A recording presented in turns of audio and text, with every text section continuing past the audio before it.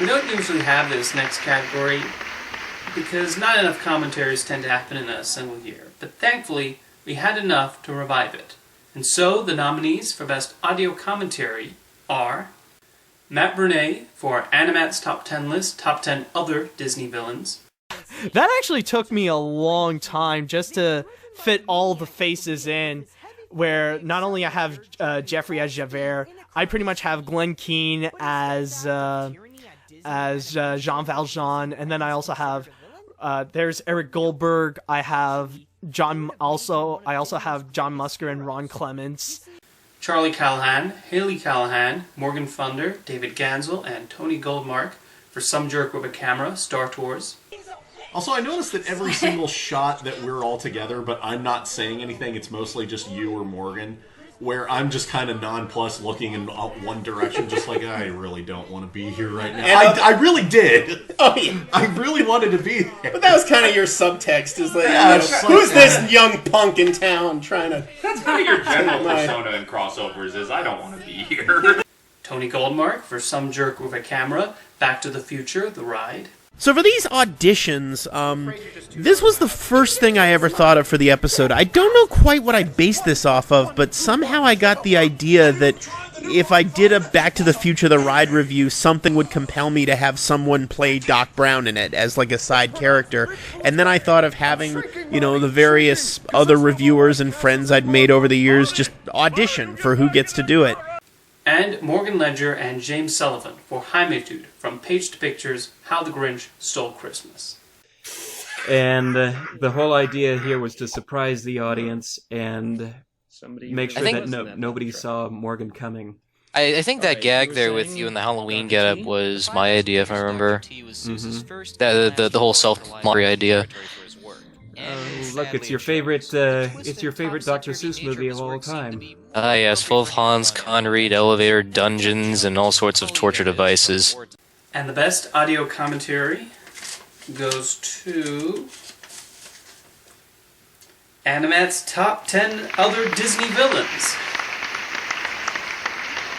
Now, this is the 5th time I've had this award show, and so I felt now was the right time to do something that so many other award shows do.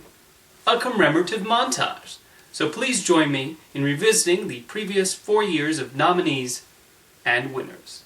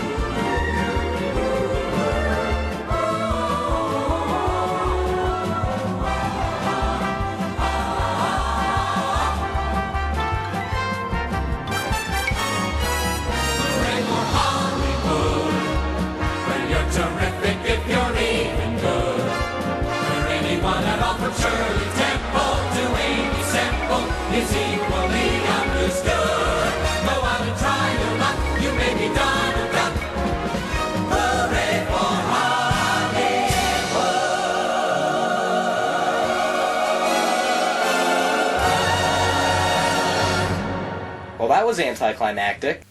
I hope you enjoy that, and if you excuse me, I'm going to bring these talented folks out one by one as they present the next batch of categories.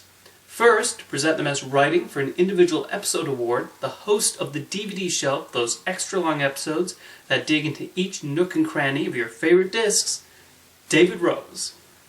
Hey folks, David Rose here, your host of the DVD Shelf Movie Reviews, and I wouldn't at all blame you if you completely forgot about that, because it's been a while. But don't fret, because I am currently putting together some awesome episodes for y'all to enjoy, which should be coming out very soon. But in the meantime, let's look at the winner of this year's Mr. Code Award for Best Writing. And the nominees are Matt Brunette for Animation Look Back, The History of Studio Ghibli, Part 1. His first job at Animage was to make an article on an animated classic, and he decided to look into Horusu. So he called up both Takahata and Miyazaki to talk about the movie, and he got absolutely nothing. Yeah, they actually spent a whole hour talking about why they don't want to talk about it. Okay, let's try this again. Sam Fleming and Logan Riddenbod for Huey's animated movie reviews of Cats Don't Dance. And when Danny does something to upset Darla even more, that's when she summons... Ah, yes. I remember that day. I remember it as if it were only yesterday. The day when the one called Max appeared. The first thing I can recount was the ground shaking as if an earthquake were happening within the soundstage. Tony Goldmark for Some Jerk with a Camera, The Simpsons Ride. And the only movies they've ever made about theme parks have been disaster movies where everything goes horribly wrong and hundreds of tourists get killed. Universal, can you identify this corpse? Are we there yet? No. Are we there yet? No. Are we there yet? No. How did this theme park develop such intense self-loathing? Well, I dare say standing in the shadow of a rodent would make anyone feel small. Disneyland is the happiest place on a planet. Universal is that planet, but somehow it's only the entertainment capital of a city it's not even technically in. Morgan Ledger for Vaulting, We're Back, A Dinosaur Story. How do you explain that live-action adaptation of the Flintstones? Jim Henson's Creature Shop? Nope! Purebred dinosaurs! Not to mention cut back on the budget. But why go through so much trouble just to create more problems for time and space? Because old Gramps is one crazy son of a bitch! And finally, James Sullivan for Jaime Tude's From Pages to Pictures look at Mrs. Doubtfire versus Alias Madame Doubtfire.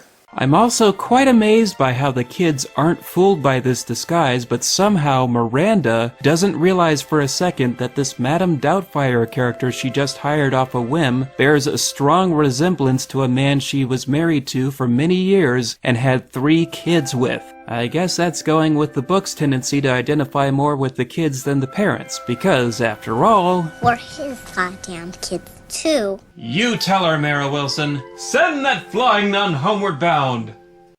And the winner is Matt Brunette for The History of Studio Ghibli, Part 1. Thank you, David.